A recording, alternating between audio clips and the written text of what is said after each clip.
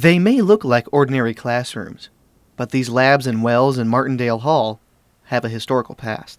Their story is on this week's edition of Dominic's Fun Facts.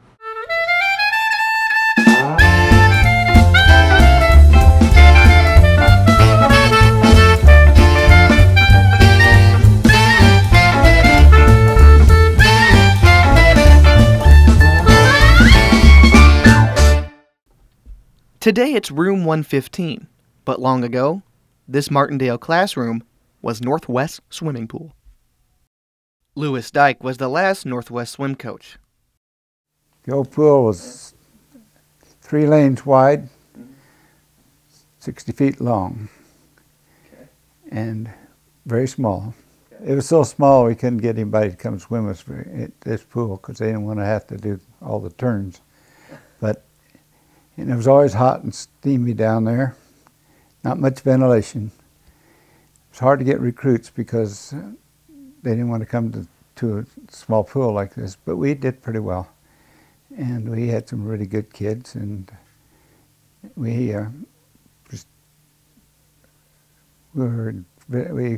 we had a swim team from 1964 to 1981 when they cut it out. The year that they cut the swim team out, the year we got the new pool.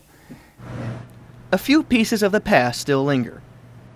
The glass brick windows, tile that surrounded the base of the pool, and a faded Bobby Bearcat logo. Outside the room, the steps are still a faded teal, and the service window is boarded up. Across campus in Wells Hall, mass communication students learn digital media in the multimedia lab. But stomping the floor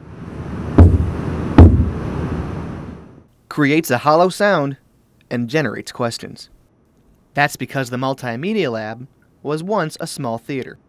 Fred Lomer used to teach in the room before it was renovated. The Department of Mass Communication used it for practicum meetings and certain department meetings, and maybe a large lecture class like Intro to Mass Media. I taught a film class in there, and it was actually a pretty good setup for a film class because all the chairs were in stadium-style seating. You know, they went down.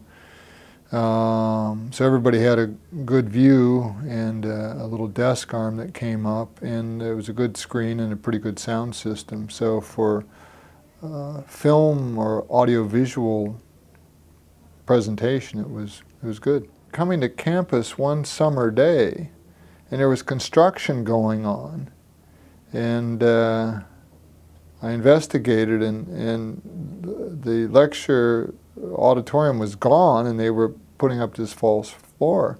And I asked people in our department, including the chair at the time, and nobody knew about it. It just happened kind of overnight. So it was a surprise, to say the least. This was part of the electronic campus initiative, and the university created a number of computer laboratories across campus.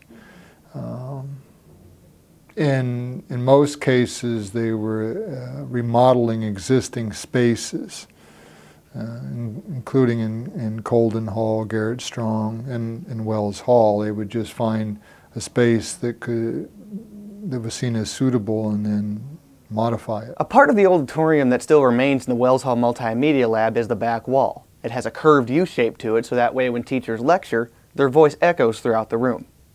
If you want to see other fun fact videos, feel free to go to our YouTube page. And if you see anything interesting or odd around Maryville or Northwest Missouri, send me an email. You never know if it's going to be a fun fact. That's going to do it for Dominic's Fun Facts this week. Until next time, take care.